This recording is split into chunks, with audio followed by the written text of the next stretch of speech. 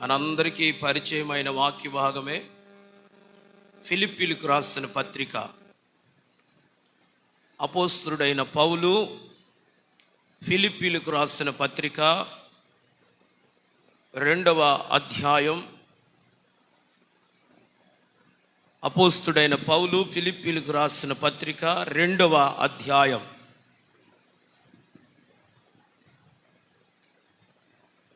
19-20 వాక్యాలు ఒకసారి చదువుదాం. నేనును మీకు క్షేమము తెలుసుకొని మీ క్షేమము తెలుసుకొని ధైర్యము తెచ్చుకొని నిమిత్తం తిమోతిని శీఘ్రముగా మీ యొద్దకు పంపుటకు ప్రభువైన యేసునందు నిరీక్షించుచున్నాను. మీ క్షేమ విషయమై చదువమ్మా. మీ క్షేమము విషయమై నిజముగా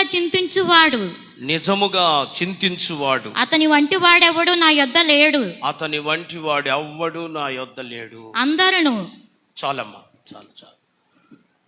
ప్రభునందు ప్రియులారా, ఇక్కడ చదవబడిన ఈ లేఖన భాగం మనం గమనిస్తే అపోస్తలుడైన పౌలు ఫిలిప్పీలో ఉన్నటువంటి సంఘానికి ఈ మాటలు రాస్తూ ఉన్నాడు. పౌలు భక్తుడు తాను 14 పత్రికలు రాశాడు. తాను రాసినటువంటి పత్రికలలో ఫిలిప్పీ పత్రిక ఒకటి. ఆయన రాసినటువంటి పత్రికలు దైవ సేవకులకి కొంతమందికి రాశాడు. ఆ తర్వాత సంఘాలకు కూడా ఆయన పత్రికలు రాశాడు. ఆ సంఘాలలో ఫిలిప్పీ సంఘం కూడా ఒకటై ఉంది. ఈ ఫిలిప్పీ సంఘానికి ఆయన పత్రికను రాస్తూ ఉన్నాడు.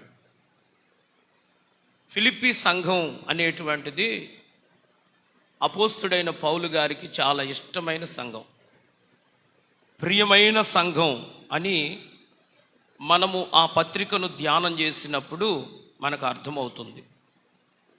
అందుకే ఆ పత్రికలో 4వ అధ్యాయం 1వ వాక్యంలో అంటాడు, నా ప్రియ సహోదరులారా అని మాట్లాడతాడు. ఈ ఫిలిప్పీ సంఘము అపోస్తలుడైన పౌలు పరిచర్యలో చాలా ఇష్టమైనటువంటి ప్రియమైన సంఘంగా ఉన్నట్లు మనకు తెలుస్తూ ఉంది. సరే, ఈ పత్రికలో అపోస్తలుడైన పౌలు ఫిలిప్పీలకు ఈ పత్రికను రాస్తూ ఆయన తిమోతి అనేటువంటి ఒక వ్యక్తిని గూర్చి సాక్ష్యం ఇస్తూ ఉన్నాడు. తిమోతి అనేటువంటి ఒక వ్యక్తిని గూర్చి పౌలు గారు సాక్ష్యం ఇస్తూ ఉన్నాడు. ఏమని సాక్ష్యం ఇస్తున్నాడు అని అంటే, తిమోతి అనే వ్యక్తి నా దగ్గర ఉన్నాడు, అతన్ని మీ దగ్గరికి శీఘ్రంగా పంపించాలనుకుంటున్నాను.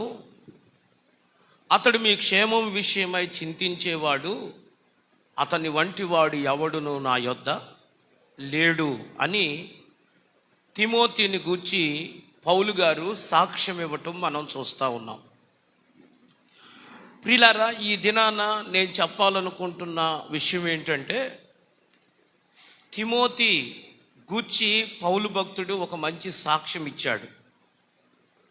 ఏమిటి ఆ సాక్ష్యం అంటే, అతని వంటి వాడు ఎవడును నా యొద్ద లేడు అని ఒక మంచి సాక్ష్యం. అతని వంటి వాడు ఎవడును నా యొద్ద లేడు అని తిమోతిని గూర్చి పౌలు ఒక మంచి సాక్ష్యం ఇస్తూ ఉన్నాడు. పౌలు అనేటువంటి వ్యక్తి ప్రభు అయినటువంటి యేసుక్రీస్తు తర్వాత ఈ భూమి మీద అంతటి సేవ చేసిన వ్యక్తులలో ప్రథమ స్థానంలో ఉండేవాడు పౌలు. పౌలు యేసుక్రీస్తు తర్వాత అంతటి పరిచర్య ఈ భూమి మీద చేశాడు అని అంటే, ఎవరి పేరైనా చెప్పాలి అని అంటే మొట్టమొదట పౌలు గారి పేరే చెప్పాలి. ఎందుకు అంటే ఆయన అంత ఘనమైన పరిచర్య ఈ భూమి మీద చేశాడు. ఆయన పరిచర్య చేస్తూ ఉన్నప్పుడు ఆయనను వెంబడించిన వారు అనేకులు ఉన్నారు. ఆయనతో కలిసి జతపనివారుగా పరిచర్య చేసిన వారు కొంతమంది ఉన్నారు. ఆయన దగ్గర ఉండి ఆయన పరిచర్యలో పరిచారకులుగా కొనసాగిన వారు కొంతమంది ఉన్నారు. ఇలాగున ఆయనను వెంబడిస్తున్న వారైనా, ఆయన జతపని వారైనా, ఆయన పరిచర్యలో ఉన్నవారైనా అనేకులు ఉన్నప్పటికీ పౌలు గారు తిమోతిని గూర్చిన సాక్ష్యం ఎంతో గొప్పగా కనబడుతున్నట్లుగా మనం చూస్తున్నాం. ఆయనతో పాటు ఎంతమంది ఉన్నప్పటికీ ఆయన తిమోతిని గూర్చి మాత్రం చెప్తున్నాడు, ఇతని వంటి వాడు ఎవడును నా యొద్ద లేడు అని చెప్తున్నాడు. ఇతని వంటి వాడు ఎవ్వడును నా యొద్ద లేడు అని అంటున్నాడు. అంటే పౌలుతో కూడా ఉన్నవారిలో అనేకులు ఉన్నప్పటికీ వారందరినీ తిమోతి మించినోడుగా ఉన్నాడు. వాళ్ళందరికంటే అసమానుడుగా ఉన్నాడు. వాళ్ళందరికంటే ఒక ఉన్నతమైన స్థానంలో ఉన్నాడు. అతని వంటి వాడే నా యొద్ద లేడు అని చెప్తున్నాడు. ప్రియులారా, ఈ దినమున ఈ మాటలు వింటున్న నీవు నేను మన సేవకుల ద్వారా, మనం నమ్ముకున్న దేవుని ద్వారా ఇలాంటి సాక్ష్యం పొందితే ఎంత బాగుంటుంది. ఇలాంటి సాక్ష్యము మన సేవకుల ద్వారా, మన సంఘము ద్వారా, మనం నమ్ముకున్న దేవుని ద్వారా ఇలాంటి సాక్ష్యం పొందితే ఎంత బాగుంటుంది. ఈరోజు దేవుని సన్నిధిలో అతని వంటి వాడే లేడు అని సాక్ష్యం చెప్తా ఉన్నాడు. తిమోతి జీవితంలో అతని వంటి వాడే లేడు అనే సాక్ష్యం ఆయన పొందుతున్నాడు అని అంటే ఆయన ఏమైనా అందరికంటే అతీతుడా? అలాంటి సాక్ష్యాన్ని ఆయన పొందుతున్నాడు అంటే ఆయన ఆకాశం నుండి ఏమైనా ఊడిపడ్డా?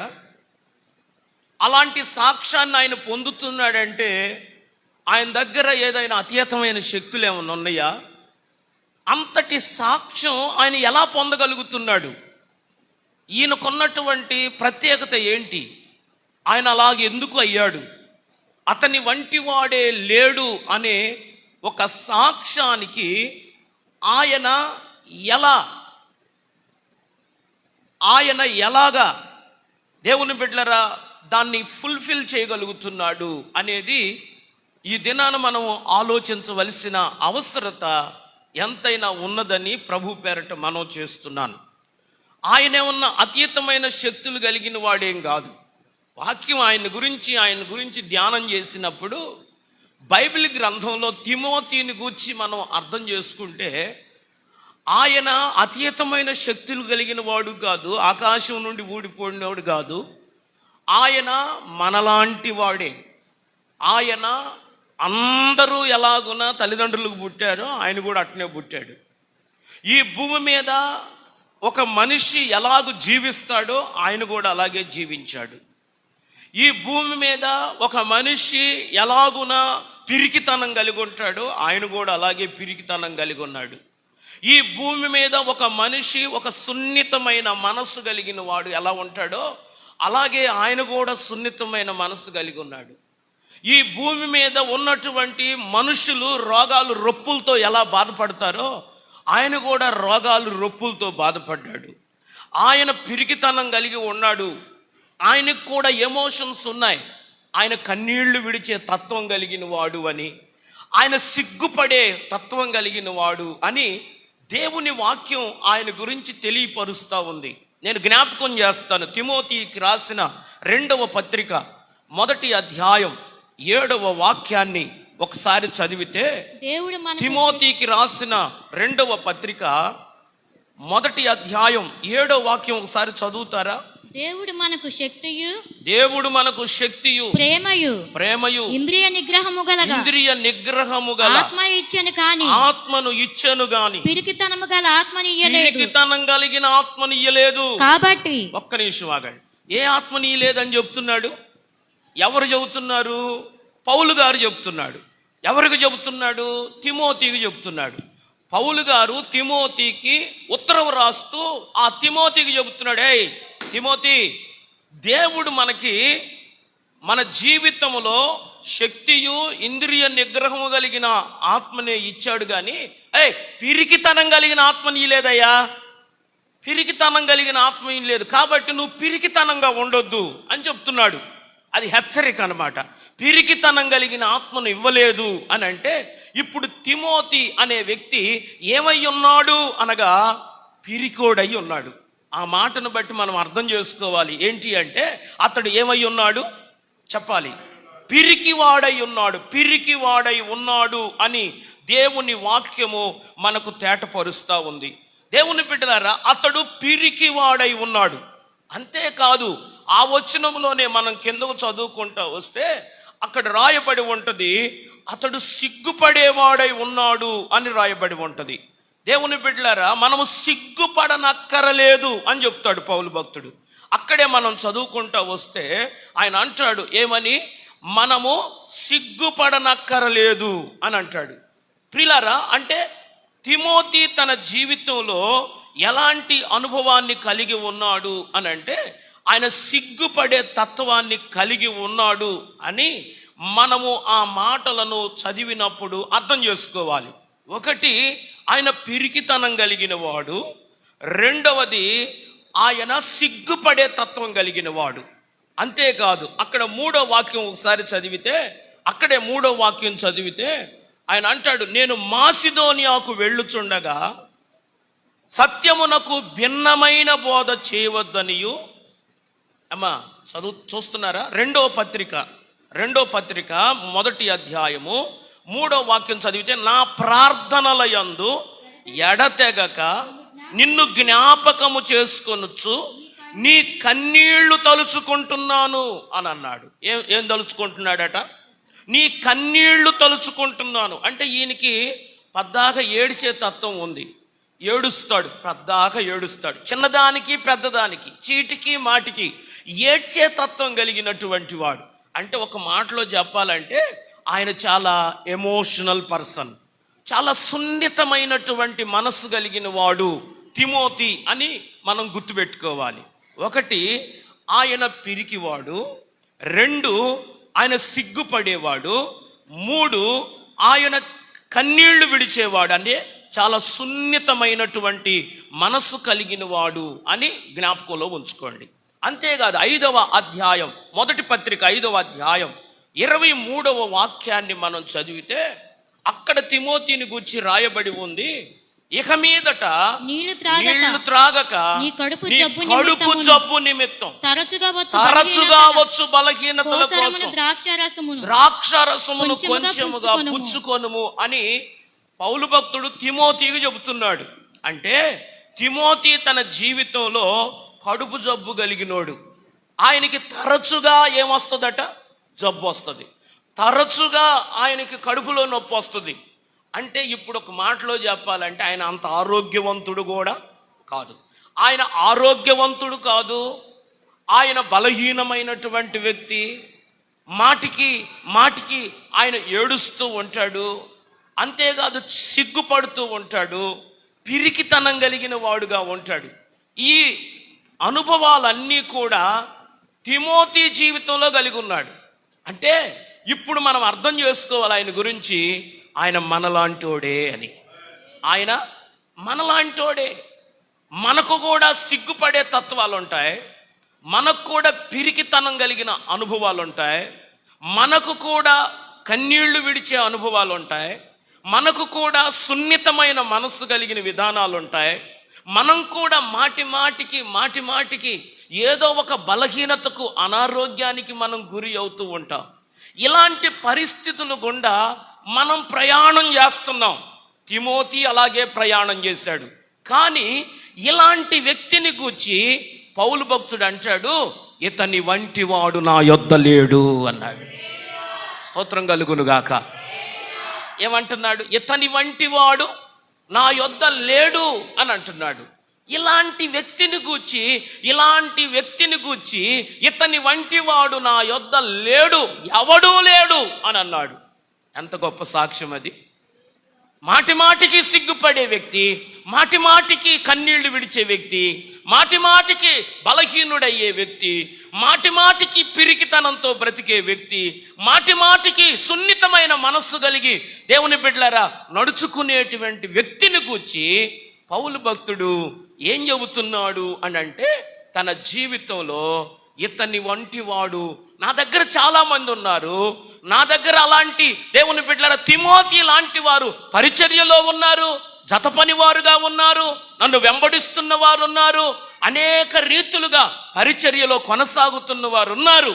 కానీ ఇతడొక స్పెషల్, ఇతడొక ప్రత్యేకం, ఇతడొక దేవుని బిడ్డలారా ఉన్నతమైనటువంటి స్థానములో నిలిచిన వాడు అని చెప్తున్నాడు. ఈ రోజున ఒక సేవకుడిగా నేను కోరుకుంటున్న సార్వత్రిక సంఘం దేవుని బిడ్డలారా ఎంత అనుభవాలు కలిగి ఉన్నా ఈ రోజున కూడి వచ్చిన నీవు నేను ఈ తూర్పాలలో ఉన్న ఈ తెలుగు బాప్టిస్ట్ చర్చిలో ఉన్న విశ్వాసులందరూ యవనస్తులందరూ కూడా మనలాంటి వాడు ఎవ్వడు ఉండకుండా ఒక గొప్ప సాక్ష్యం పొందే విధంగా మనం ఉండాలి. చేతులెత్తి స్తోత్రం చెబుదామా? గట్టిగా చెబుదామా? ఈ రోజున ఇలాంటి సాక్ష్యాలు అరుదుగా ఉంటాయి. ఇలాంటి సాక్ష్యాలు కొంతమంది గురించే చెప్పబడతాయి. ఇలాంటి సాక్ష్యాలు అందరూ పొందలేరు. దేవుని సన్నిధిలో మనం అందరిలో ఒకరిగా ఉండకూడదు. చాలామంది చెబుతారు అందరూ బాగుండాలి, అందులో చెప్పండి. చాలామంది అంటారు అందరూ బాగుండాలి, అందులో నేనుండాలంటారు. ఎందుకు అందులో నువ్వు? అందరూ బాగుండాలి, అందులో నువ్వెందుకు? అది కాదు.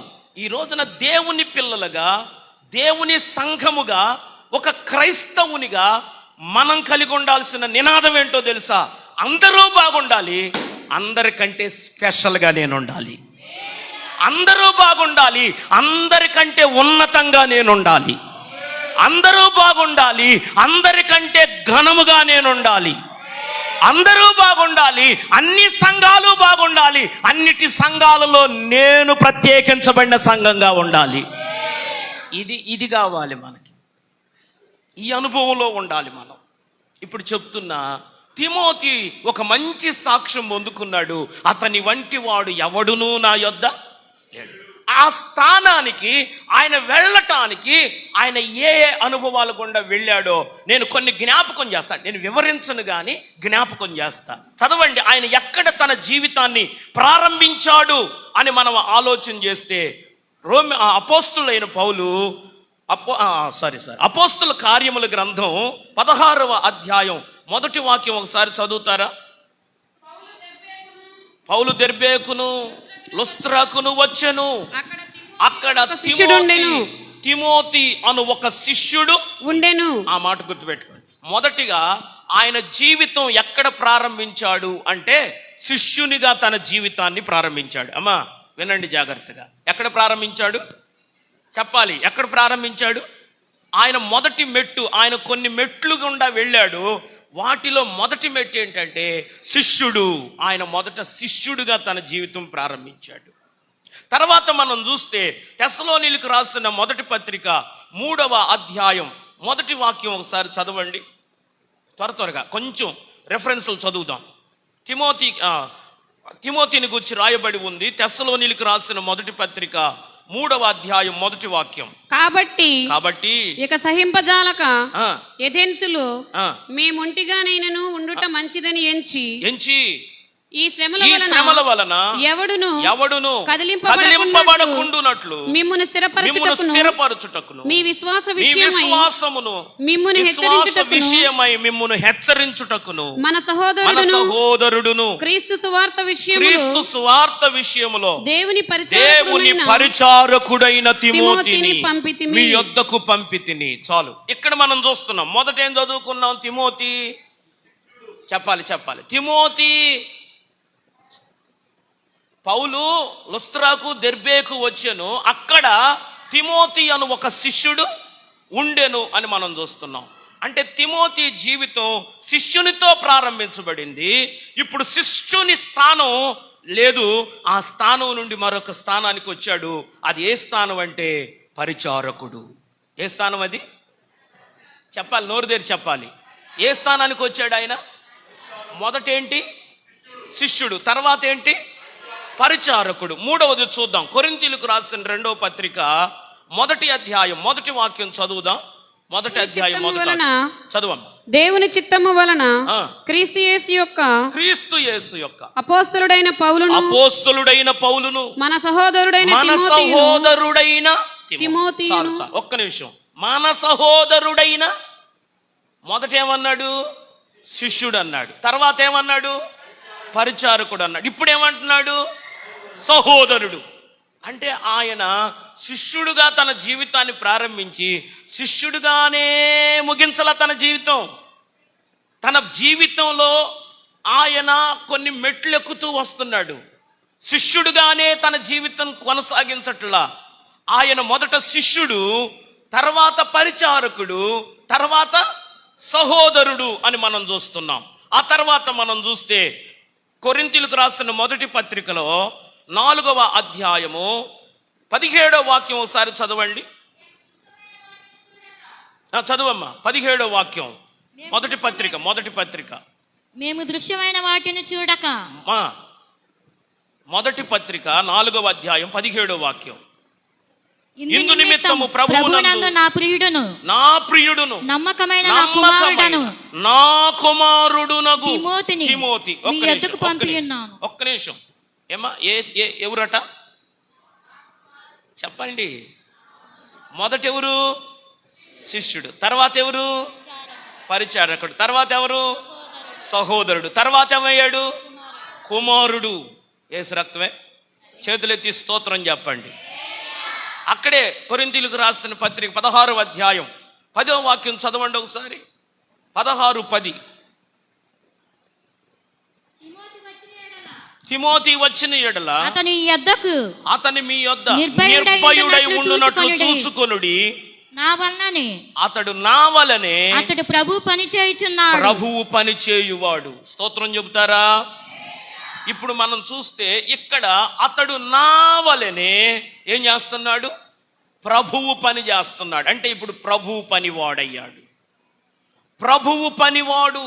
శిష్యుడు కాస్త పరిచారకుడు, పరిచారకుడు కాస్త సహోదరుడు, సహోదరుడు కాస్త కుమారుడు, కుమారుడు కాస్త ప్రభువు పనివాడు. ఎవరట? ప్రభువు పనివాడు. ప్రభువు పనివాడు. తిమోతికి రాసిన 1వ పత్రిక 6వ అధ్యాయం 11వ వాక్యం చదవండి. దైవజనుడా, భక్తిని, విశ్వాసమును, ప్రేమను, ఓర్పును, సాత్వికమును సంపాదించుకొనుటకు ప్రయాసపడు. చాలు. దైవజనుడా. ఎవరిని పిలుస్తున్నాడు? ఎవరిని పిలుస్తున్నాడు? ఎవరు పిలుస్తున్నారు? పౌలు పిలుస్తున్నాడు. పౌలు తిమోతిని అంటాడు ఇప్పుడు దైవజనుడా అని పిలుస్తున్నాడు. అంటే ఇప్పుడు తన జీవితంలో ఒక చోట ప్రారంభమైన వాడు ఒక చోటే ఉండలేదు. తన జీవితంలో అంచెలంచెలుగా క్రమక్రమంగా ఒక్కొక్క మెట్టు ఎక్కుకుంటూ ఆయన వస్తా ఉన్నాడు. మరోసారి చెప్తున్నా, ఆయన జీవితం శిష్యునితో ప్రారంభమైంది. అక్కడ నుండి ఆయన పరిచారకుడయ్యాడు. పరిచారకుని స్థానము నుండి సహోదరుడయ్యాడు. సహోదరుని దగ్గర నుండి కుమారుడయ్యాడు. కుమారుని దగ్గర నుండి ప్రభు పనివాడయ్యాడు. ప్రభు పనివాడు దగ్గర నుండి దైవజనుడా అని పిలువబడే స్థితికి వచ్చాడు. స్తోత్రం కలుగునుగాక. చేతులెత్తి స్తోత్రం చెప్పండి. ఇప్పుడు చివరిగా మనం చదువుకున్న మూలవాక్యంలోకి రండి. ఫిలిప్పీలకు రాసిన పత్రిక 2వ అధ్యాయం 20వ వాక్యంలో మనం చదువుకుంటున్నాము. అతడు మీ క్షేమము విషయమై నిజముగా చింతించువాడు, అతని వంటి వాడు ఎవ్వడును నా యొద్ద లేడు. దేవునికి స్తోత్రం చెబుతారా? ఒకసారి అందరు గట్టిగా చప్పట్లు కొడితే బాగుంటుంది. హల్లెలూయా, హల్లెలూయా. అంటే పౌలు గారు తన జీవితంలో తిమోతిని అతడు శిష్యుడు అని మాటి మాటికి చెప్పలేదు. ఆయనను గూర్చి చెప్పవలసిన వచ్చినప్పుడల్లా ఆయనను గూర్చి దేవుని బిడ్డలారా ఒక్కొక్క అనుభవముతో ఆయన్ని గూర్చి చెప్తున్నాడు. ఏమని అనంటే అతడు శిష్యుడు అన్నాడు, ఆ తర్వాత పరిచారకుడు అన్నాడు, ఆ తర్వాత సహోదరుడు అన్నాడు, ఆ తర్వాత కుమారుడు అన్నాడు, ఆ తర్వాత ప్రభు పనివాడు అని అన్నాడు, ఆ తర్వాత ఆయనను చెప్పండి దైవజనుడు అన్నాడు. ఇప్పుడు అంటాడు ఇక మాటలు లేవు ఆయనకి, ఇక అతని వంటి వాడే నా దగ్గర. అబ్బబ్బబ్బా, ఎంత గొప్ప అనుభవం అది. ఒక్క విధానములో ఆయన ఉన్నాడా అంటే ఒకే అనుభవంతో కొనసాగటం లేదు. ఆయన తన జీవితంలో తన బ్రతుకులో ఇప్పుడు ఒక అసమానుడుగా మారిపోయాడు. అసమానుడుగా మారిపోయాడు. ఈరోజు దేవుని బిడ్డలారా, క్రైస్తవ అనుభవాలు ఎలా ఉన్నాయ్యా అంటే వాళ్ళ జీవితంలో ఎదుగు లేదు, బొదుగు లేదు. ఎక్కడ వేసిన గొంగళి అక్కడే అన్నట్టుగా కొనసాగుతున్న పరిస్థితులు. ఈ రోజున యవనస్తుల జీవితాలు కూడా ఒక ఎదుగు లేకుండా, ఒక ఆశీర్వాదం లేకుండా, ఒక అభివృద్ధి లేకుండా, ఒక ఘనస్థితిలోనికి రాకుండా ఎక్కడ వాళ్ళు అక్కడే స్తంభించిపోయినట్టుగా జీవిస్తూ ఉన్నారు. ఇది కాదు మన లైఫ్ స్టైల్, ఇది కాదు మన జీవితం, ఇది కాదు మన లక్ష్యం, ఇది కాదు మన గురి, ఇది కాదు. మన జీవితంలో మనము అసమానులముగా మార్చబడాలి. తిమోతి లాగా మనము అసమానులంగా మార్చబడాలి. మనం అందరిలాగా ఉండకూడదు. చెప్పండి, అందరిలాగా మనం ఉండకూడదు. అందరిలో మనం కూడా ఒకరుగా ఉండకూడదు. అందరికంటే మిన్నగా మనం ఉండాలి. యేసు రక్తమే. చేతులెత్తి స్తోత్రం చెప్పండి, గట్టిగా చెప్పండి అందరూ. అందరికంటే మిన్నగా మనము ఉండాలి అని జ్ఞాపకం చేస్తున్నా. మిన్నగా ఉండాలి అని అంటే మనం ఎక్కడ వాళ్ళం అక్కడ ఉంటే సరిపోదు. మన జీవితంలో మనము ఆ అసమానతలోకి రావటానికి ఒక్కొక్క మెట్టు ఎక్కుకుంటూ మనము రావాలి, కానీ మనం అక్కడే ఉండిపోకూడదు అని జ్ఞాపకం చేస్తున్నారు. ఇది తిమోతిలో ఉన్న దేవుని బిడ్డల అసమానతలోకి వచ్చిన అనుభవాలు అని మన మనసులో ఉండనిద్దాం. ఎంత ఉన్నతమైన స్థితిలోకి ఆయన వచ్చాడు, ఎంత దేవుని బిడ్డల క్రమక్రమముగా ఆయన ఎదుగుతూ వచ్చాడో, ఎలా మెట్లు ఎక్కుతూ వచ్చాడో, ఎలా అసమానుడుగా మారాడో మనము జ్ఞాపకం చేసుకుంటూ వచ్చాం. అసలు నేను అడుగుతాను, అతడు అలాంటి అసమానతలోకి రావటానికి కారకాలు ఏంటి? అసలు ఆయన అసమానతలోకి రావటానికి కారకాలు ఏంటి? ఎలా రాగలిగాడు ఆయన? ఆయనకి ఎలా సాధ్యమయ్యింది? ఆయన అసమానుడుగా ఎలా మార్చబడ్డారు? ఆయన ఆ స్థితిని ఎలా పొందగలిగాడు అనే విషయాలు, ఒక 3 విషయాలు నేను త్వరగా చెప్పి నా మాటలు ముగిస్తాను. దేవునికి మహిమ కలుగును గాక. మిమ్మల్ని ఎక్కువ విసిగించును. రాత్రికి నాకు కూడా కూడికొంది. నేను త్వరగా ముగించి నా మాటలు నేను సెలవు తీసుకుంటాను. ఆయన అసమానతలోకి రావటానికి కారకాలు ఏమిటి అని మనము ఆలోచన చేస్తే, ఆయన అసమానతలోకి రావటానికి మొట్టమొదటి కారణం అతని కుటుంబమే. అతని కుటుంబమే అతను అసమానతలోకి రావటానికి కారణం అని జ్ఞాపకం చేస్తున్నాను. తిమోతికి రాసిన 2వ పత్రిక 1వ అధ్యాయం 3వ వచనము నుండి మనం ఒకసారి చదివితే, నా ప్రార్థనల యందు తిమోతికి రాసిన 2వ పత్రిక 1వ అధ్యాయం 3వ వాక్యం నుండి చదవండి ఒకసారి. నా ప్రార్థనల యందు ఎడతెగక నిన్ను జ్ఞాపకము చేసుకొనుచు నీ కన్నీళ్లను తలుచుకొని నాకు సంపూర్ణ ఆనందము కలుగుటకై నిన్ను చూడవలెనని రేయింబగళ్ళు అపేక్షించుచు నీ అందున్న నిష్కపటమైన విశ్వాసమును జ్ఞాపకము చేసుకొని నా పితురాచార ప్రకారము నిర్మలమైన మనస్సాక్షి నేను సేవించుచున్న దేవుని ఎడల కృతజ్ఞుడనై ఉన్నాను. ఆ విశ్వాసము మొదట నీ అవ్వయైన లోయలోను నీ తల్లి అయిన యునీకేలోను వచించెను. అది నీ యందు సహవసించుచున్నదని నేను రూఢిగా నమ్ముచున్నాను.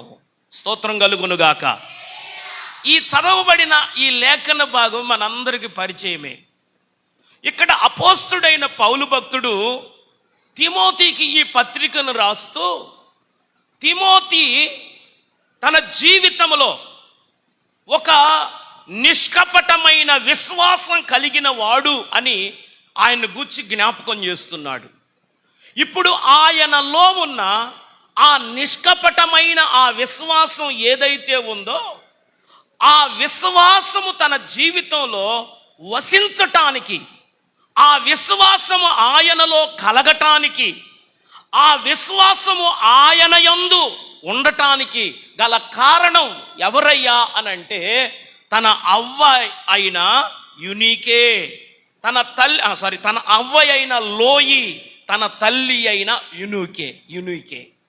ఈ మాటలు మనం గమనిస్తే వారి యొక్క అవ్వ అంటే వాళ్ళ అమ్మమ్మ, వాళ్ళ తల్లి అంటే యునీకే, వాళ్ళిద్దరిలో నిష్కపటమైన విశ్వాసం ఉండేదట. వారిలో ఉన్న విశ్వాసం ఇప్పుడు తిమోతిలో కూడా వసిస్తుందట. అంటే ఆయన కూడా కలిగి ఉన్నాడట. దేవునికి స్తోత్రం కలుగునుగాక. చేతులెత్తి స్తోత్రం చెబుతారా? అంటే ఇప్పుడు అతడు ఒక విశ్వాసం కలిగిన వ్యక్తిగా, నిష్కపటమైన విశ్వాసం కలిగిన వ్యక్తిగా, ఆయన అసమానతలోకి రాగలిగిన వాడుగా మార్చబడటానికి ప్రధానమైన కారణం ఎవరు అనంటే అతని తల్లి, అతని అవ్వ, అతని అమ్మమ్మ, అతని అమ్మ, వాళ్ళిద్దరిలో ఉన్న ఆ విశ్వాసం ఈయనలో వసించిందంట. అంటే ఈయనలో కూడా ఆ విశ్వాసం కలిగి ఉన్నాడు. అందువల్ల అతడు తన జీవితంలో దైవజనుడైన తిమోతి ఇప్పుడు పౌలు చేత ఘనపరచబడతా ఉన్నాడు. ఇదిగో నీ తల్లి అయిన యునీకేలో, నీ అవ్వ అయిన లోయిలో ఈ విశ్వాసము ఉన్నది. ఇప్పుడు అది నీలో కూడా వసిస్తుంది అని చెప్పాడు. దేవునికి స్తోత్రం కలుగునుగాక. ఇప్పుడు చెప్తున్నాను, దేవుని సంధిలో జ్ఞాపకం చేసుకోండి.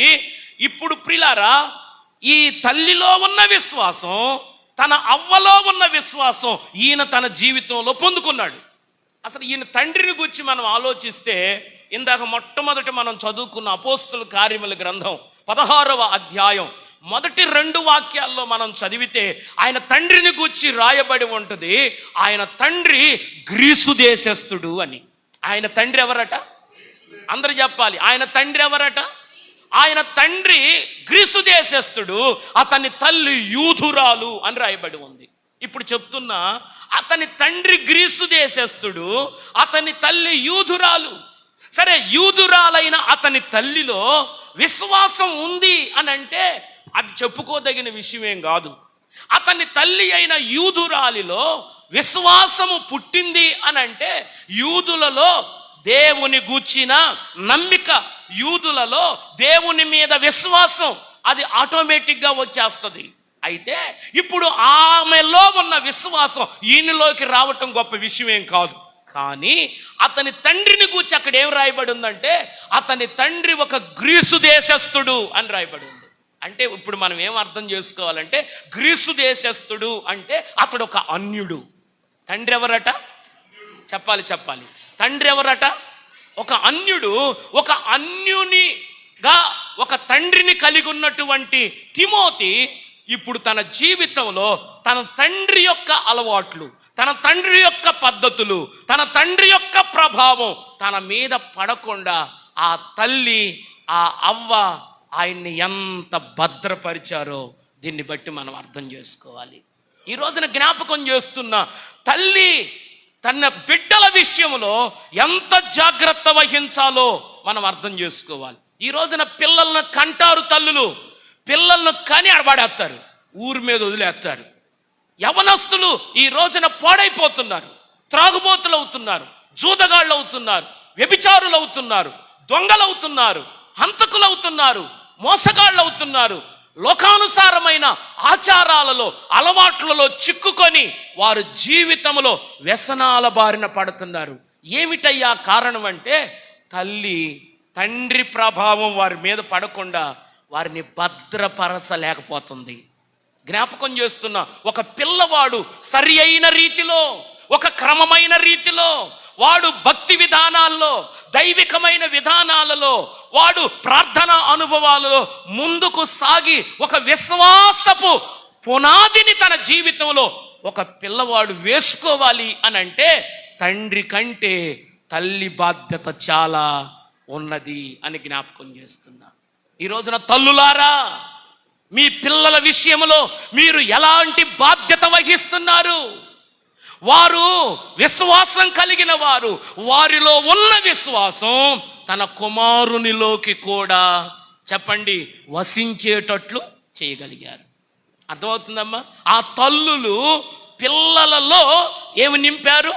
విశ్వాసాన్ని నింపారు. వారి తండ్రి అన్యుడే, వారి తండ్రి విగ్రహారాధికుడే, వారి తండ్రి దేవుని బిడ్డలారా తన జీవితంలో లోకాచారాల్లో బ్రతికేవాడే, అన్య దేవతలను పూజించేవాడే. కానీ ఆ పద్ధతులలో కుమారుడు నడుచుకోకుండా వాడిని ఎంత భద్రపరిచారో కదా తల్లులు. వారి అమ్మమ్మ కానీ వారి తల్లి కానీ ఎంత జాగ్రత్త వహించారో కదా కుమారుడి విషయంలో. ఈ రోజున జ్ఞాపకం చేస్తున్న తల్లులారా, పిల్లలను కన్న తల్లులారా, మీ పిల్లల విషయంలో మీరు ఎలాంటి బాధ్యత వహిస్తున్నారు? ఈ రోజున దేవుని సన్నిధిలో నొక్కి వక్కాణించి ధైర్యముగా నేను చెప్పగలను ఏంటో తెలుసా? ఈ రోజున నీ పిల్లలు చెడిపోతున్నారంటే దానికి కారణం దేవుని బిడ్డల వారి తండ్రి కంటే తల్లులైన మీ వల్లే అని జ్ఞాపకం చేస్తున్నారు. ఎందుకో తెలుసా?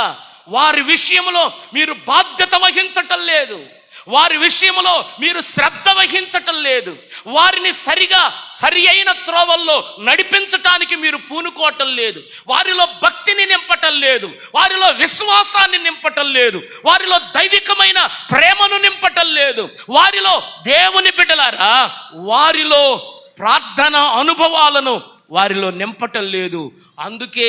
అందుకే ఈ రోజున యవనస్తులు పిల్లలు పాడైపోతున్నారు అని జ్ఞాపకం చేస్తున్నాను.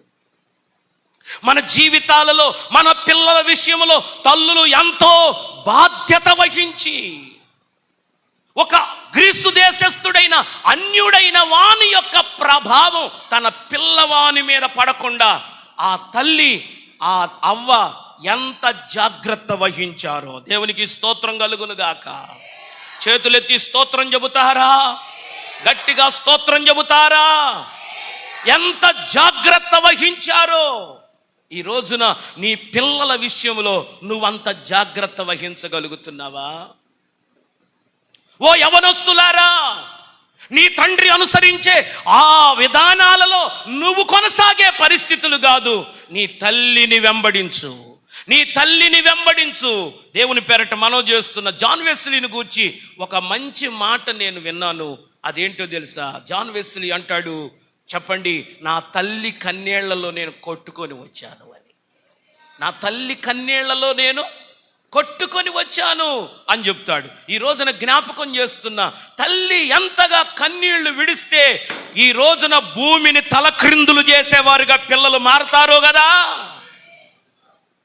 ఎంతగా తల్లులు కన్నీళ్లు కారిస్తే ఈ రోజున పిల్లలు భూమిని తలక్రిందులు చేసేవారు అవుతారు కదా. ఈ రోజున నీ పిల్లల విషయమై నువ్వు బాధ్యత వహించి నువ్వు కన్నీరు విడవలేని స్థితిలో నీవు ఉన్నావు గనుకే ఈ రోజున నీ పిల్లలు సరిగా జీవించలేకపోతున్నారు. ఓ యవనస్తులారా, మీకు కూడా జ్ఞాపకం చేస్తున్నాను, ఇదిగో మీ తండ్రి అనుసరించే లోక పద్ధతులు అలవాటు చేసుకోవటం కాదు, మీ తల్లి అనుసరించే నిజదేవుణ్ణి అనుసరించండి. ఆయన సన్నిధానములో వారు అనుసరించే భక్తి జీవితాన్ని అనుసరించండి. వారు నమ్ముకున్న నిజదేవుణ్ణి నమ్ముకోండి. ఆయన యొద్దకు రండి, ఆయన మీ తలరాతలు మారుస్తాడు. దేవునికి స్తోత్రం కలుగును గాక. చేతులెత్తి స్తోత్రం చెబుతారా?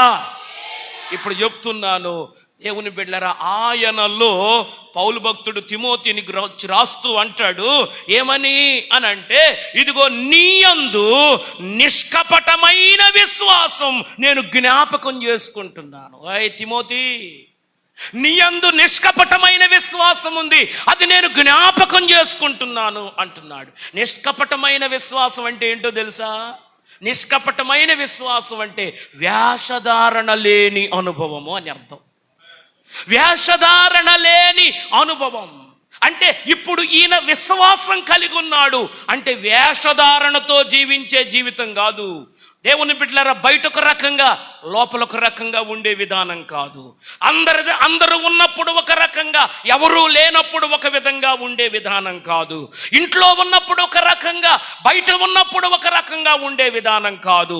సంఘములో సేవకుని దగ్గర ఉన్నప్పుడు ఒక రకంగా, సేవకుడు లేనప్పుడు ఒక రకంగా ఉండే అనుభవం కాదు. ఆయన దేవుని బిడ్డలారా, ఎక్కడైనా సరే, ఏ స్థితిలోనైనా సరే, ఏ స్థలములోనైనా సరే, ఏ స్నేహితుల మధ్య ఉన్నా సరే, ఏ సహోదరులతో ఉన్నా సరే, ఆయన ఒక ప్రత్యేకముగా విశ్వాసముతో కొనసాగుతున్నవాడు. చేతులెత్తి స్తోత్రం చెబుతారా? గట్టిగా స్తోత్రం చెబుతారా? ఇప్పుడు చెప్తున్నాను, అతని తల్లిదండ్రులు, అతని కుటుంబము అతడు అసమానుడవటానికి ఏమయ్యింది? కారణమయ్యింది. ఇది మొదటి కారణం. ఆయన ఎందుకయ్యా అసమానుడయ్యాడు? ఎందుకయ్యా అనంటే, ఆయన గూర్చి మనం చదువుతున్నాము, అతని కుటుంబమే దానికి కారణం. వారి తల్లిలో, వారి అవ్వలో నిష్కపటమైన విశ్వాసం ఉంది. ఇప్పుడు ఆ విశ్వాసం ఈయనలో ఏమయ్యిందట? వసించింది అని రాయబడు. ఆయనలో వసించింది. ఈ రోజున తల్లులారా, నువ్వు ఏదైతే కలిగి ఉంటావో అది నీ పిల్లలలో వసిస్తుంది. నువ్వు మోకరిస్తే నీ పిల్లలు మోకరిస్తారు. నువ్వు ప్రార్థన చేస్తే నీ పిల్లలు ప్రార్థన చేస్తారు. నువ్వు వాక్యం చదివితే నీ పిల్లలు వాక్యం చదువుతారు. నువ్వు దేవుని సన్నిధిలో ప్రియులారా ఇదిగో భక్తిగా నడుచుకుంటే నీ పిల్లలు, చెప్పండి, భక్తిగానే నడుచుకుంటారు. నీలో భక్తి లేకపోతే నీ పిల్లల్లో భక్తి రాదు. నీలో విశ్వాసం లేకపోతే నీ పిల్లల్లో విశ్వాసం ఉండదు. నువ్వు ప్రార్థన చేయకపోతే నీ పిల్లలు ప్రార్థన చేయరు. చెప్పండి, నీవు వాక్య పఠించే పరిస్థితులు కలిగి ఉండకపోతే నీ పిల్లలు వాక్యాన్ని పఠించే విధానం కలిగి ఉండరు. ఈరోజు నీవు నేను అలాంటి విధానాల్లో ఉండకూడదు. మనం ఎలా ఉండాలయ్యా అంటే, మన పిల్లలలో మన విశ్వాసం వసించే విధంగా మనము విశ్వాస వీరులంగా నిలబడాలి. దేవునికి స్తోత్రం కలుగును గాక. చేతులెత్తి స్తోత్రం చెబుతారా? తండ్రులు, వారు పురుషులు, వారు లోకాన్ని విడిచి, పాపాన్ని విడిచి, ఆశలను విడిచి, పద్ధతులను విడిచి, ఆచారాలు విడిచి వారు త్వరగా దేవుని వైపు తిరగరు. కానీ స్త్రీలు దేవుని వైపు త్వరగా తిరుగుతారు, ప్రభువును నమ్ముకుంటారు, త్వరగా ప్రభువులో కొనసాగుతారు. దేవుని సన్నిధిలో ఈ రోజున నీ పిల్లలు కూడా అలా కొనసాగేటట్టుగా ఆ పురుషుల ప్రభావం నీ పిల్లల మీద పడకుండా జాగ్రత్త వహిస్తే నీ పిల్లలు, మన పిల్లలు అసమానులుగా మారుతారు. స్తోత్రం కలుగునుగాక. ఇది మొదటి విషయం. రెండవది చదవండి ఒకసారి. తిమోతికి రాసిన రెండో పత్రికలోనే 3వ అధ్యాయం, మనందరికీ తెలిసిన మాటలే జ్ఞాపకం చేస్తాను. 14వ వచనం 15వ వచనం చదవండి. క్రీస్తు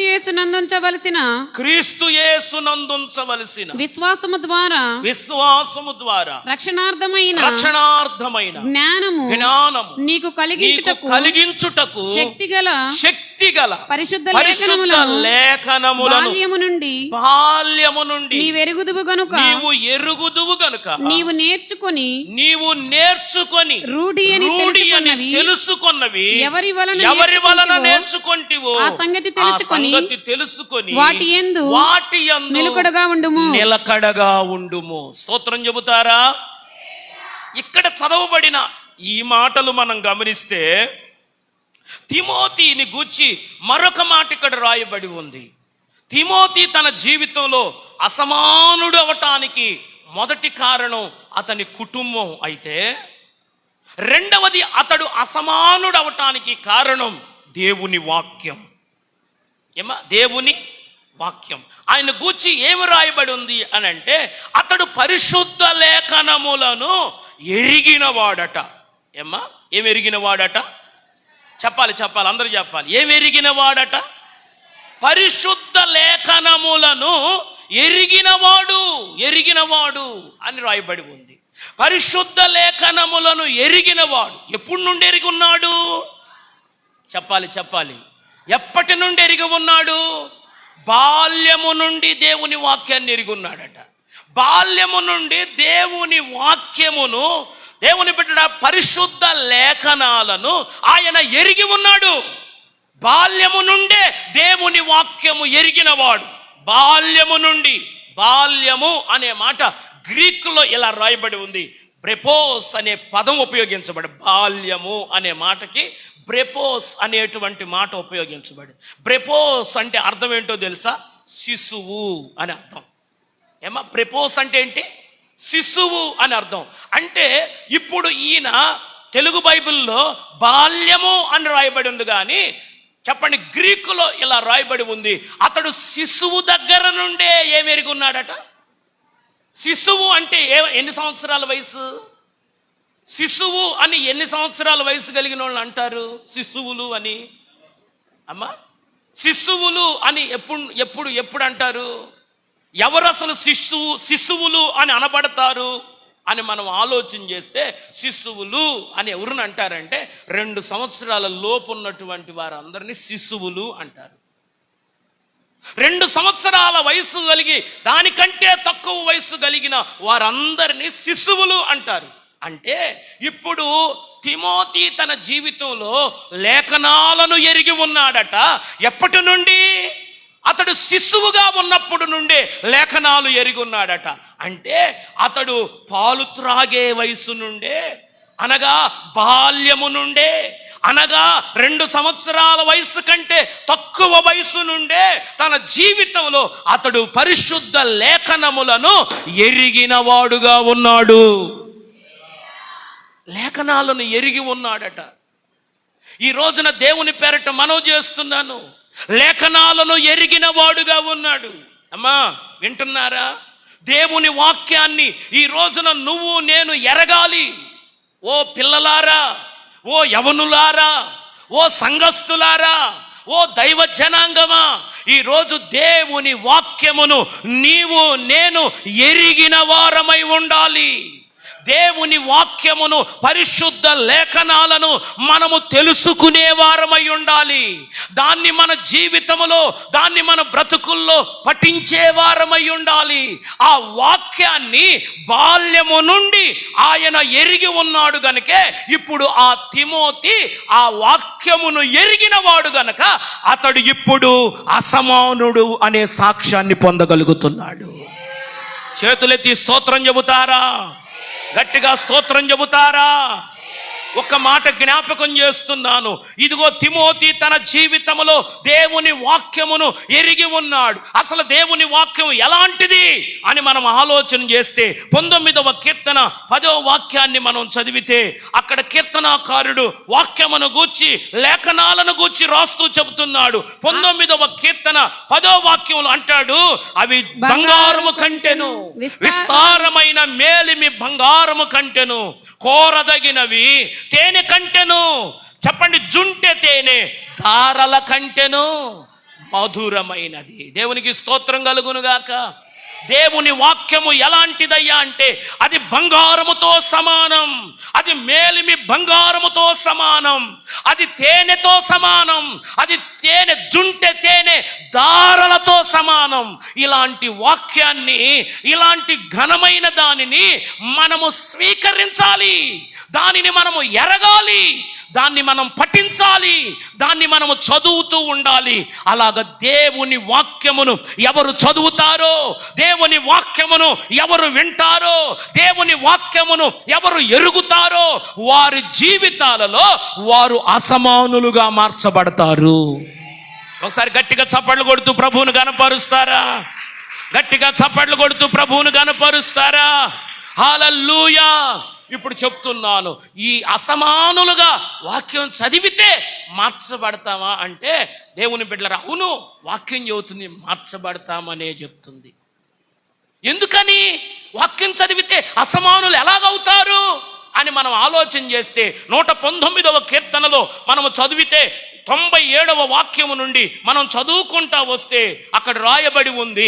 97వ వాక్యం 119వ కీర్తనలో, నీ ధర్మశాస్త్రం, నేను చదువుతాను ఒక్కరి. నీ ధర్మశాస్త్రము నాకెంతో ప్రియంగా ఉంది, దినమెల్లా నేను దాన్ని ధ్యానిస్తున్నాను అన్నాడు. ఈ 119వ కీర్తన ఎవరు రాశారయ్యా అంటే ఎజ్రా రాశాడు. ఎజ్రా అంటాడు నేను దినమెల్లా దేవుని వాక్యాన్ని ధ్యానిస్తున్నాను, ధర్మశాస్త్రాన్ని ధ్యానిస్తున్నాను అంటాడు. సరే, ధర్మశాస్త్రాన్ని, ఓయ్ ఎజ్రా, నువ్వు ధర్మశాస్త్రాన్ని ధ్యానిస్తున్నావయ్యా, రోజంతా ధ్యానిస్తున్నావయ్యా, ఇప్పుడు దాన్ని ధ్యానిస్తే నీకొచ్చింది ఏందయ్యా అని అంటే అక్కడ 98వ వాక్యంలో ఆయన అంటాడు, ఇదిగో నేను నా జీవితంలో దాన్ని ధ్యానించినందువలన నా శత్రువులను మించిన జ్ఞానం నాకు వచ్చింది. చేతులెత్తి స్తోత్రం చెబుతారా? ఏమంటున్నాడు? నా శత్రువులను మించిన, చెప్పాలి, నేను ఏ శృతిలో చెబుతున్నాను? యేసు రక్తమే. చెప్పండి, ఏమంటున్నాడు? నా శత్రువులను మించిన జ్ఞానము నాకు కలుగు చేసింది. ఏంటది?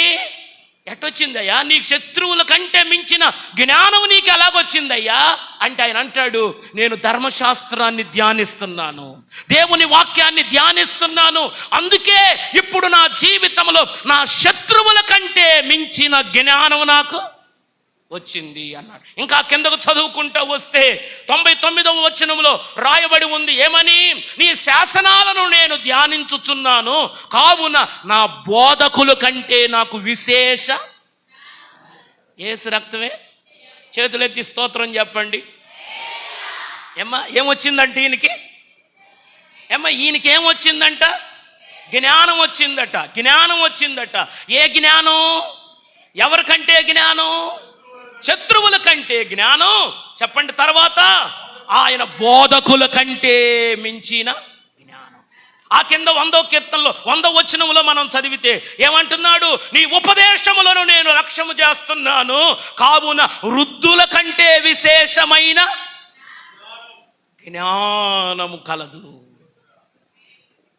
ఇప్పుడు దేవుని వాక్యం బాల్య దినముల నుండే, దేవుని వాక్యము శిశువుగా ఉన్నప్పటి నుండే ఇప్పుడు తిమోతి ధ్యానిస్తున్నాడంటే బంగారము కంటే, మేలిమి బంగారము కంటే కోరదగిన తేనె కంటే, తేనె దారల కంటే మధురమైన ఆ వాక్యాన్ని ఆయన ధ్యానం చేయటం వల్ల ఆయనకి ఏమొచ్చిందయ్యా అని అంటే ఆయనకి విశేషమైన జ్ఞానం వచ్చింది. శత్రువులను మించిన జ్ఞానం వచ్చింది, బోధకులను మించిన జ్ఞానం వచ్చింది, వృద్ధుల కంటే విశేషమైన జ్ఞానం వచ్చింది. ఈ జ్ఞానము ఈయనను ఎక్కడ నిలబెట్టిందయ్యా అంటే అసమానతలో నిలబెట్టింది. చప్పట్లు కొట్టి ప్రభువును కనపరచండి అందరూ. ఎక్కడ నిలబెట్టింది? చెప్పండి, ఎక్కడ నిలబెట్టింది? అసమానతలో నిలబెట్టింది. ఇప్పుడు తిమోతిని గురించి పౌలు ఏమంటున్నాడు? ఇతని వంటి వాడెవడు నా దగ్గర ఎందుకు లేడయ్యా? ఎలా లేడయ్యా? అసలు అతని వంటి వాడు, ఈయనలో ఉన్న స్పెషల్ ఏంటయ్యా అంటే ఆయన గూర్చి పౌలు అంటాడు, ఈడు బాల్యము నుండి వాక్యాన్ని ఎరిగినవాడయ్యా, ఈయన బాల్యము నుండి దేవుని మాటలు ఎరిగిన వాడయ్యా, ఈడికి విశేషమైన జ్ఞానం ఉందయ్యా, అందుకే ఈడు వంటి వాడెవడు నా దగ్గర. యేసు రక్తమే. చేతులెత్తి స్తోత్రం చెప్పండి. ఇప్పుడు చెప్తున్నా, అతడు అసమానతలోకి రావటానికి కారకాలు ఏమిటి అని అంటే, 1 చెప్పండి, అతని కుటుంబం. 2 చెప్పాలి, 2 దేవుని వాక్యం. ఈ రోజున నిన్ను నన్ను కూడా దేవుని బిడ్డలారా అసమానతలోకి తెచ్చేది దేవుని వాక్యమే. నేను దీనికి దేవుని బిడ్డలారా ఆధారంగా ఒక్క మాట చెప్తాను, చదువుదాం. మనందరికి తెలిసిన మాట. నెహెమ్యా గ్రంథంలో ఒక మాట జ్ఞాపకం చేస్తా. నెహెమ్యా గ్రంథంలో 8వ అధ్యాయం 15వ వాక్యం చదవండి ఒకసారి. నెహెమ్యా గ్రంథం 8వ అధ్యాయం 15వ వాక్యం. మరియు వారు తమ పట్టణములన్నిటిలోను యెరూషలేములోను యెరూషలేములోను ప్రకటన చేసి ఆ, తెలియజేయవలసినదేమనగా తెలియజేయవలసినదేమనగా మీరు పర్వతమునకు పోయి ఆ, ఒలీవ చెట్ల అమ్మ ఏం కొమ్మలను చదువుతున్నా? నెహెమ్యా గ్రంథం 8వ అధ్యాయం 5వ వాక్యం. అప్పుడు అప్పుడు ఎజ్రా ఎజ్రా అందరికంటే ఎత్తుగా నిలబడి జనులందరూ జనులందరూ చూచుచుండగా గ్రంథమును గ్రంథమును విప్పెను. విప్పగానే జనులందరూ నిలవబడిరి. ఒకసారి గట్టిగా చప్పట్లు కొట్టండి, ప్రభువుని గణపరచండి అందరూ. ఇక్కడ రాయబడిన మాటలు గమనిస్తే ఎజ్రాను గూర్చి రాయబడి ఉంది. అతడు ఏం చేస్తున్నాడట? అందరికంటే ఎత్తుగా నిలబడి జనులందరూ చూస్తుండగా గ్రంథమును విప్పెను. ఏం విప్పాడట? చెప్పాలి. ఏం విప్పాడట? అతడు ఒక గ్రంథమును విప్పాడు. ఏం గ్రంథం అది అంటే ధర్మశాస్త్రమే, లేఖనమే. ఆ ధర్మశాస్త్రమే, ఆ లేఖనమే గ్రంథం. ఇప్పుడు ఆ గ్రంథమును ఆయన ఏం చేశాడట? జనులందరూ చూస్తూ ఉండగా, చెప్పండి, వారి ఎదుట ఆయన గ్రంథాన్ని ఇప్పాడు. గ్రంథాన్ని ఇప్పేవాడు ఎక్కడున్నాడని చెబుతుంది? ఆ ఎజ్రా అందరికంటే ఎత్తుగా నిలబడి. యేసు రక్తమే. అర్థం కాలా మీకు? యేసు రక్తమే. చేతులెత్తి స్తోత్రం చెప్పండి, గట్టిగా చెప్పండి అందరూ. జనులందరేమో మామూలుగా నిలబడ్డారు, కానీ జనులందరిలో ఈయన ఎత్తుగా నిలబడ్డాడట. ఈయన ఏం విప్పుతున్నాడట? ఇప్పుడు చెప్తున్నా వినండి. దేవుని గ్రంథమును పట్టుకున్నవాడు ఎవడైనా ఎత్తుగానే నిలబడతాడు. ఆయన ఆ రోజు ఆ ఇశ్రాయేళ్ల సర్వ సమాజము ఎదుట దేవుని వాక్యమును పట్టుకొని ఆయన దేవుని వాక్యమును చదవటానికి ఎత్తుగా నిలబడ్డాడు. కానీ ఈ రోజున ఆ వాక్యమును ఎరిగిన వారందరూ ఎత్తుగానే నిలబడతారు. చప్పట్లు కొట్టండి గట్టిగా, 2 చేతులెత్తి స్తోత్రం చెప్పండి. హల్లెలూయా. దేవుని బిడ్డలారా, జ్ఞాపకం చేస్తున్నాను, దేవుని వాక్యమును చేతబట్టేవాడు, దేవుని లేఖనములను ఎరిగినవాడు, దేవుని పరిశుద్ధ లేఖనములను రుచి చూచినవాడు తన జీవితములో ఎప్పుడు ఎత్తుగానే ఉంటాడు. నీ పిల్లలైనా ఎత్తులోనే ఉంటారు, నువ్వైనా ఎత్తులోనే ఉంటావు. కనుక పరిశుద్ధ లేఖనములను ఎరిగిన వారముగా ఉండాలి. పరిశుద్ధ లేఖనాలు ఎరగాలి.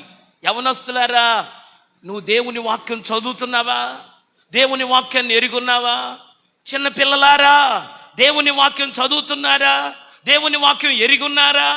ఈరోజు దేవుని పేరట మనం చేస్తున్నా అది మనల్ని ఎత్తులో నిలబెడుతుంది. ఎక్కడ? చెప్పాలి. ఎక్కడ? అన్ని సంఘాల్లాగా ఉండదు ఈ సంఘం. వాక్యాన్ని ఎరిగిన సంఘం అయితే, వాక్యాన్ని తెలిసిన సంఘం అయితే, వాక్యాన్ని ధ్యానించే సంఘం అయితే, వాక్యాన్ని పఠించే సంఘం అయితే, దాన్ని అనుసరించే సంఘం అయితే అన్ని సంఘాల్లాగా ఉండదు, ఎత్తులో ఉంటదే. చేతులెత్తి స్తోత్రం చెప్పండి. ఈరోజు మీ సేవకుడు ఊరూరు తిరిగి వాడబడుతున్నాడు అంటే, ఈ రోజున దైవ సేవకుడు ప్రియులారా పట్టణాల్లో, ఈ రోజున దైవ సేవకుడు రాష్ట్రాల్లో, జిల్లాలలో ఈ బలమైన ఒక సాధనంగా వాడబడుతున్నాడు. ఆయన ఈ రోజు ఒక ఎత్తులో నిలబెట్టబడ్డాడంటే దానికి కారణం దేవుని వాక్యమే, యేసు రక్తమే. అమ్మా, ఏడో తెనాల నుంచి వచ్చాను నేను ఏడికి. ఈరోజు నేను వచ్చి మీ అందరికంటే ఎత్తుగా నిలబడి దేవుని వాక్యాన్ని చెప్పండి మీకు బోధించగలుగుతున్నానంటే నా శక్తి కాదు ఇది, నా టాలెంట్ కాదు ఇది, నాకున్న సామర్థ్యం కాదు ఇది, నేనేదో మీ అందరికంటే గొప్పవాణ్ణి గనుడను కాదు. మీకులాగా నేను బలహీనుణ్ణే, మీకులాగా నేను కూడా చెప్పండి కృంగిన వాడనే, మీ అందరికంటే సిగ్గుపడేవాడినే, మీ అందరికంటే భయం కలిగిన వాడినే. అయినా నా ప్రభు వాక్యమును బట్టి నా ప్రభువు నన్ను ఎత్తులో నిలబెట్టాడు. చేతులెత్తి స్తోత్రం చెప్పండి అందరూ. ఎజ్రా గ్రంథమును చేతపట్టుకొని ఎలా నిలబడ్డాడమ్మా? ఎత్తులోనే, అందరికంటే ఎత్తులో, అందరికంటే ఎత్తులో. అందరిలాగా లేడు ఈయన, స్పెషల్గా ఉన్నాడు. అందరిలాగా లేడు ఈయన, ప్రత్యేకంగా ఉన్నాడు. అందరిలాగా నిలబడలేదు ఈయన, స్పెషల్గా నిలబడ్డాడు. ఏమిటయ్యా కారణం అంటే దేవుని వాక్యం, యేసు రక్తమే. చేతులెత్తి స్తోత్రం చెబుతారా? గట్టిగా స్తోత్రం చెబుతారా? దేవుని వాక్యం ఎలా నిలబెడుతుంది నిన్ను, నన్ను? చెప్పండి, ఎలా నిలబెట్టిద్ది?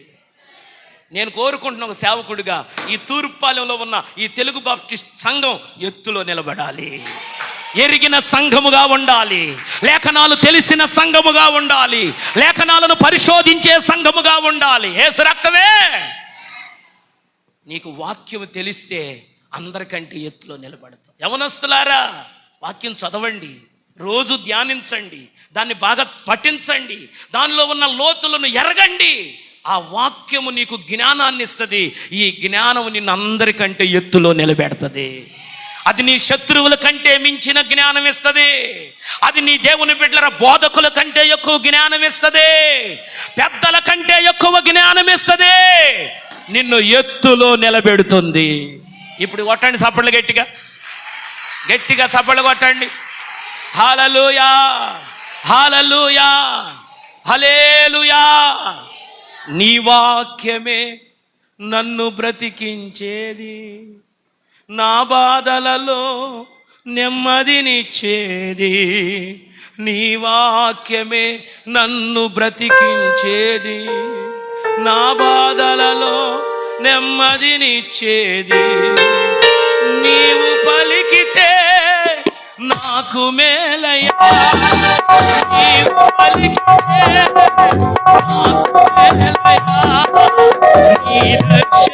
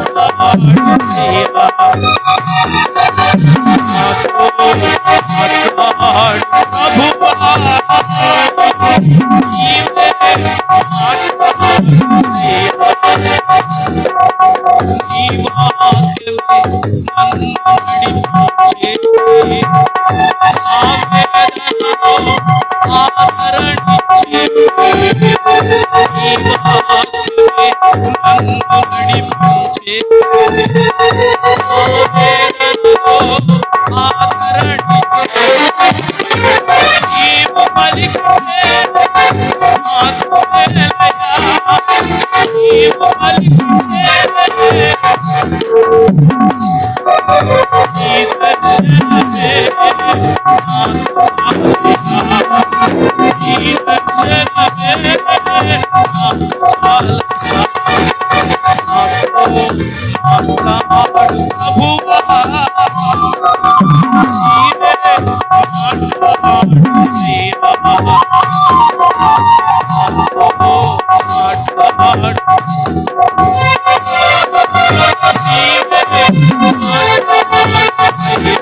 చాలయ్యా.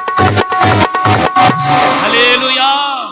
అందుకే దేవుని వాక్యముతో మనం సంబంధం కలిగి ఉండాలి. ప్రభువా నాతో మాట్లాడమని ఆ వాక్యము కొరకు ఎదురు చూడాలి, ఆ వాక్యమును పఠిస్తూ ఉండాలి. ఆయన మనతో మాట్లాడటం మనం ఎప్పుడు వింటూ ఉండాలి. అది మన జీవితాల్లో మనల్ని జ్ఞానవంతులుగా మారుస్తుంది. యేసు రక్తమే అందరికంటే ఎక్కడ నిలబెడుతుంది? చెప్పాలి, అందరూ చెప్పాలి. ఎత్తుగా నిలబెడుతుంది. ఎన్ని చెప్పాను? తిమోతి అసమానుడయ్యాడు. తిమోతి అతని వంటి వాడు ఎవ్వడూ నా యొద్ద లేడని ఒక గొప్ప సాక్ష్యాన్ని పొందాడు. ఏమిటి కారణం అంటే దానికి కారకం ఒకటి తన కుటుంబం, రెండవది దేవుని వాక్యం. Praise the Lord. చివరికి ఒక్క మాట జ్ఞాపకం చేసిన మాటలు ముగిస్తా. చూడండి తిమోతి పత్రిక చూడండి ఒకసారి. అపోస్తల కార్యముల గ్రంథంలో త్వరగా చదువుదాం. కొన్ని రిఫరెన్స్లు చెప్తాను, త్వరగా చదవండి. అపోస్తల కార్యముల గ్రంథం 16వ అధ్యాయం 3వ వాక్యం చదువుతారా?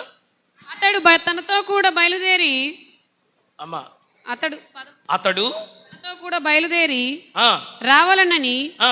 పౌలు కోరి తనతో కూడా బయలుదేరి రావాలనని పౌలు కోరి పౌలు కోరి అతని తండ్రి గ్రీసు దేశస్థుడనని ఆ, ఆ ప్రదేశములోని చాలు చాలు. ఇక్కడ మనం చూస్తే అతడు తనతో కూడా రావాలనని లేక బయలుదేరి రావాలనని పౌలు కోరాడు. ఇప్పుడు తిమోతి ఎవరితో ఉన్నాడు? ఎవరితో వెళుతున్నాడు? ఇప్పుడు చెప్పాలి. పౌలు గారు తిమోతిని కోరుతున్నాడు, నాతో రా తిమోతి అని పౌలు గారు తిమోతిని కోరుతున్నాడు. అంటే ఇప్పుడు పౌలు గారితో చెప్పండి తిమోతి వెళ్ళాడు అని మనం అక్కడ గమనించాలి. అంటే ఇప్పుడు తిమోతి ఎవరితో ఉన్నాడు చెప్పాలి. 17వ అధ్యాయం 14వ వాక్యం చదవండి. 17:14 చదవమ్మ. వెంటనే సహోదరులు పౌలును సముద్రము వరకు వెళ్ళుమని పంపిరి. అయితే శీలయు తిమోతియు అక్కడనే నిలిచిరి. పౌలును ఒక్క నిమిషం. శీలయు తిమోతియు అక్కడనే నిలిచిరి. ఇప్పుడు పౌలుతో తిమోతి ఉన్నాడు 16వ అధ్యాయంలో. ఇక్కడ తిమోతితో ఎవరున్నారు? శీలయు తిమోతియు ఉన్నారు. అమ్మా అంతేగా. ఇప్పుడు మొదటి వాక్యంలోనేమో పౌలు తిమోతి, ఈ రెండో వాక్యంలోనేమో శీలా తిమోతి. అర్థమవుతుందా? మూడవది చూద్దాం. 19వ అధ్యాయం 22వ వాక్యం చదవండి. 19:22. అప్పుడు తనకు పరిచర్య వారిలో తిమోతి, అప్పుడు తనకు పరిచర్య చేయు వారిలో తిమోతి ఎరస్తు అను వారిని మాసిదోనియాకు పంపాను. ఒక్క నిమిషం.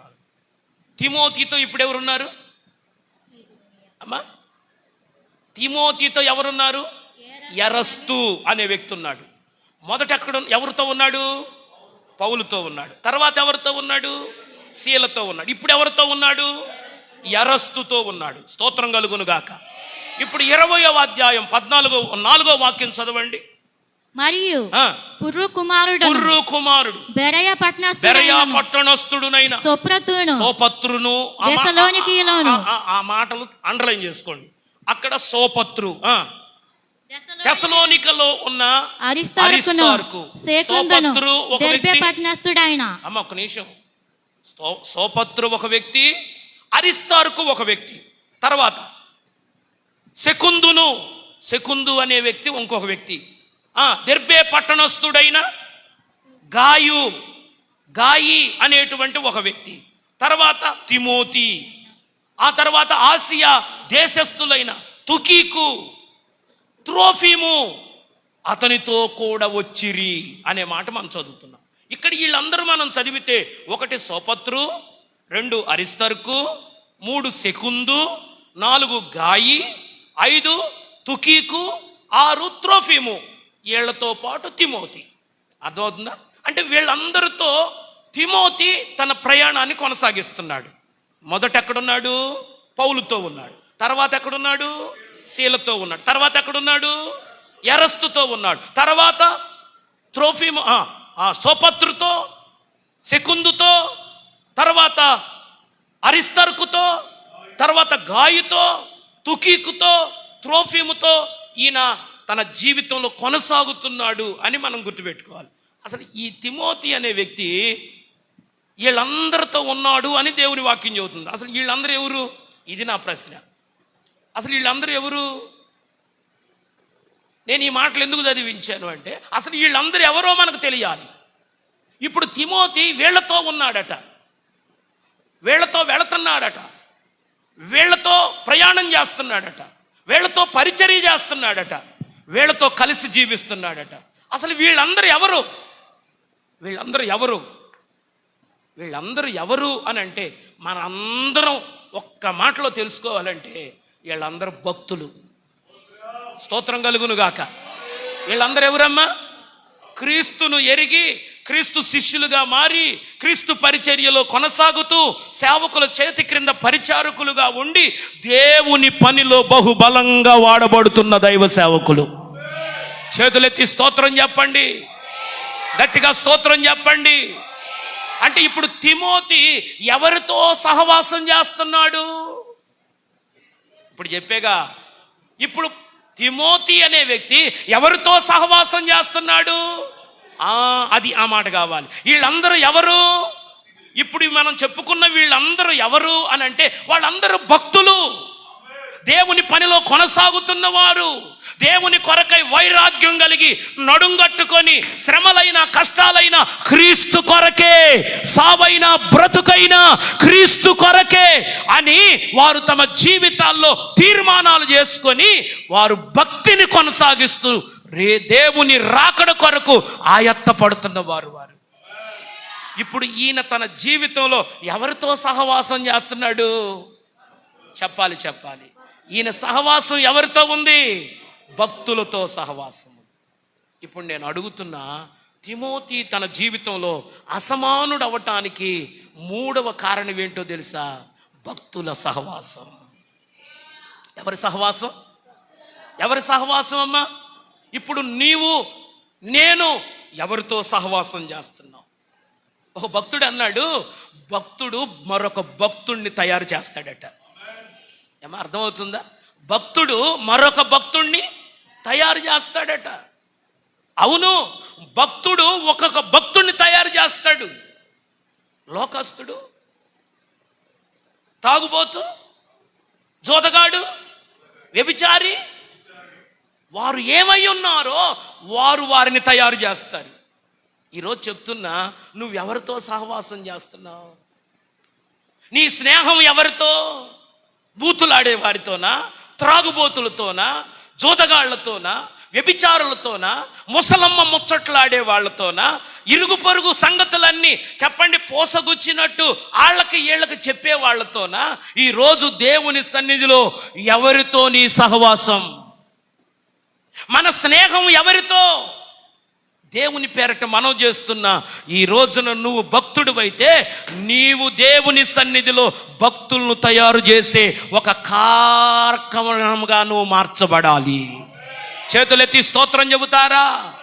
2 చేతులెత్తి స్తోత్రాలు చెబుతారా?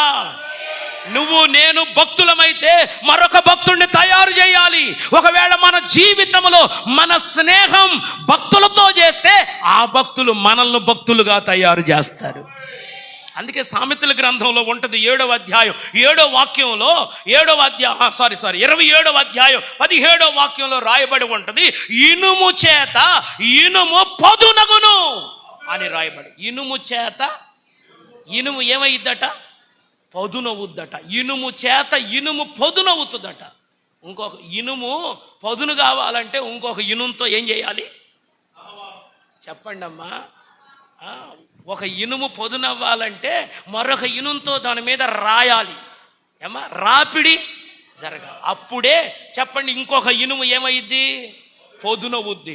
ఈ రోజున దేవుని సన్నిధిలో నువ్వు భక్తురాలివి కావాలి అంటే, నువ్వు ప్రార్థనాపరురాలివి కావాలంటే, నువ్వు దేవుని సహవాసకురాలివి కావాలి అని అంటే, దేవునితో సహవాసం చేసేవారితో, నువ్వు ప్రార్థన చేసేవారితో, దేవుని వాక్యాన్ని చదివే వారితో, భక్తిని కొనసాగించే వారితో నీ సహవాసము చెయ్యాలి.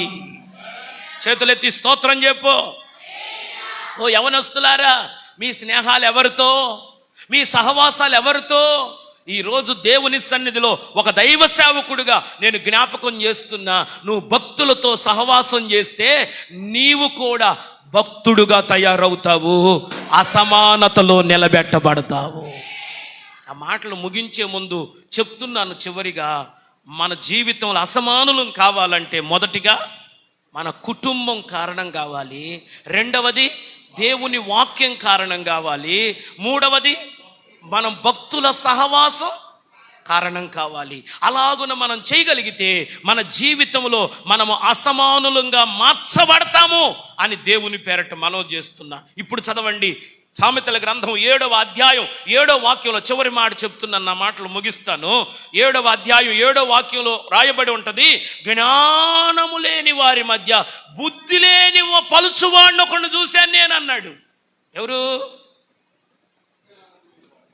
జ్ఞానము లేని వారి మధ్య బుద్ధి లేని పడుచువాడిని ఒకడిని చూశాను అని అన్నాడు. ఎవరన్నారు ఈ మాట? సొలొమోను అన్నాడమ్మా.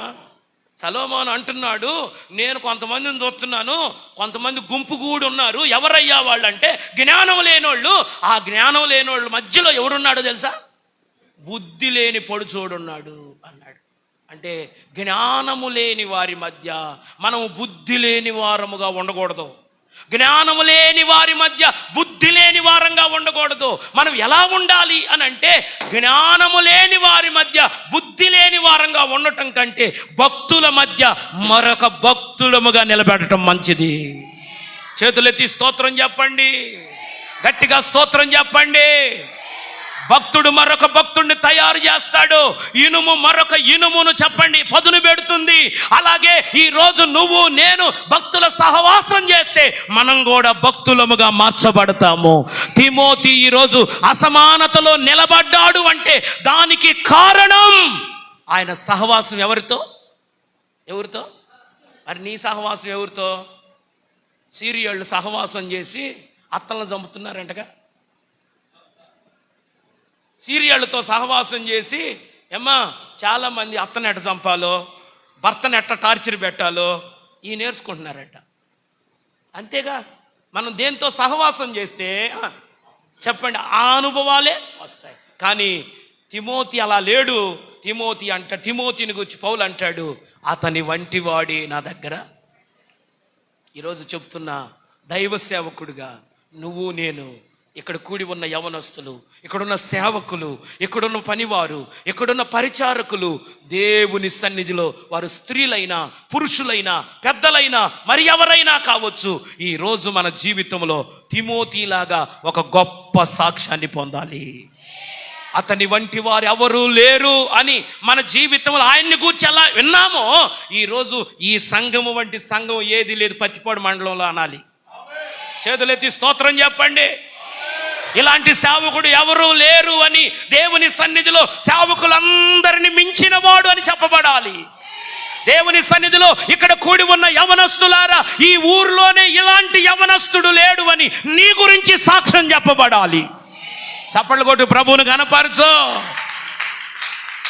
ఎలా మారుతావు? ఎలా అసమానురాలవుతావు అంటే దేవుని వాక్యం చెప్తుంది. ఎలా మారుతాము అంటే, 1 నీ కుటుంబం ద్వారా, 2 దేవుని వాక్యం ద్వారా, 3 నీ సహవాసాల ద్వారా.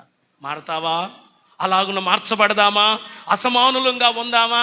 అందరిలో ఒకళ్ళగా ఉందామా? ఎట్టుందామమ్మా? అమ్మా చెప్పండి అమ్మా, ఎలా ఉందామమ్మా? ఒక్కసారి లేచి నిలబడండి అందరూ.